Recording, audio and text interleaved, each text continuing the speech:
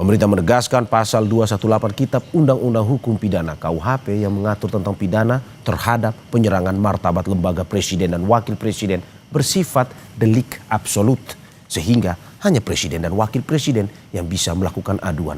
Menurut pemerintah, pasal ini dibuat untuk membedakan antara tindakan penghinaan dengan kritik yang ditujukan kepada kebijakan presiden. Menteri Hukum Supratman Andi Aktas mengatakan, pasal tersebut tidak akan digunakan untuk membungkam kritik. Ia menyebut terdapat perbedaan jelas antara kritik dengan penghinaan. Karena itu penghinaan presiden dan wakil presiden tidak bisa digunakan untuk menjerat pihak yang mengkritik kebijakan presiden.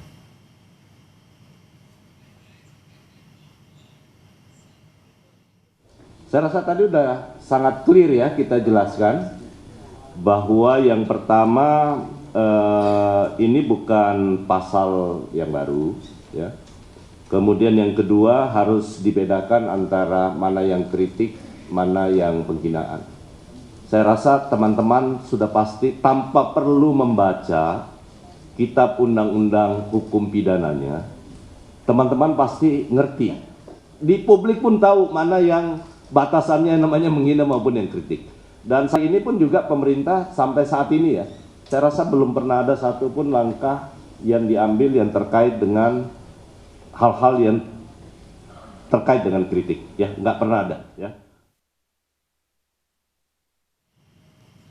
Sementara itu, Wakil Menteri Hukum menjelaskan tentang pasal 256 KUHP tentang demonstrasi.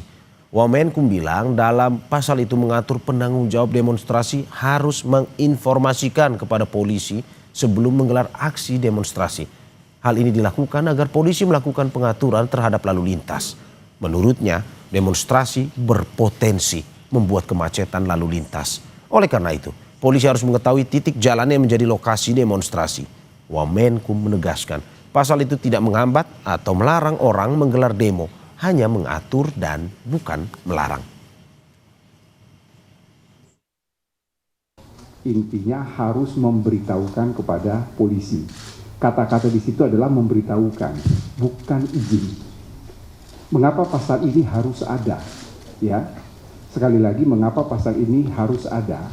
Karena ini berdasarkan pengalaman yang pernah terjadi di Sumatera Barat, di mana sebuah mobil ambulans yang membawa pasien itu, dia mati di dalam karena terhadang oleh demonstran. Jadi tujuan memberitahu ke aparat keamanan supaya bisa mengatur lalu lintas. Demonstrasi kita menjamin kebebasan berbicara, tetapi kita harus ingat juga bahwa ada hak dari pengguna jalan. Masyarakat sipil untuk pembaruan KUHP mendeklarasikan Indonesia darurat hukum. Ketua Umum YLBHI Muhammad Isnur mengatakan KUHP 2025 mestinya membenahi praktek penegakan hukum pidana yang selama ini bermasalah seperti kriminalisasi, penangkapan, penahanan, penggeledahan, dan penyitaan sewenang-wenang. Namun KUHP baru tidak menyasar beragam persoalan itu. Hanya membenahi sedikit substansi tapi tidak memperkuat pengawasan dan akuntabilitas penegakan hukum.